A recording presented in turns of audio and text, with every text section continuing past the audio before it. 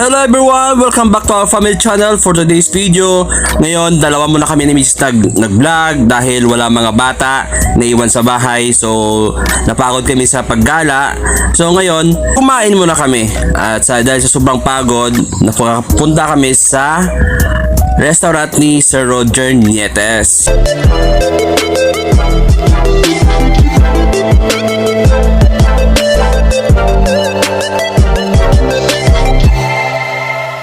Yan, sa isang pinakamasarap na bok choy na natikman ko dito sa San Jose Antique.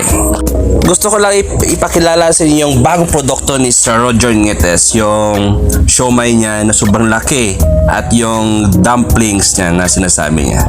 So, yan, makita nyo naman yan, sarap-sarap si Mrs. na kumakain ng dumplings. Ayan, siomai pala yan, siomai.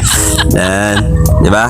So, maganda kasi yung siomai niya, walang extender at sobrang laki. It's only 12 pesos. So, sa mga gustong kumain ng siomai na walang extender, pure pork, yan. So, pwede ko yung pumunta dun sa restaurant niya dyan sa Barangay 5 sa San Jose Antique.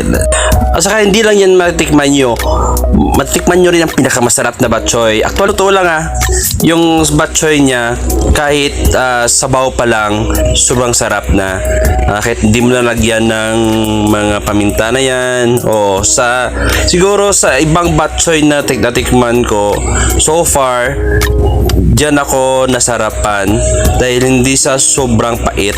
Tama-tama lang talaga yung timpla. At saka yung siomai na yan, malaki yan. Tapos wala extender, sabi ni Sir Roger. Tapos pure na pork. Then meron siyang dumplings.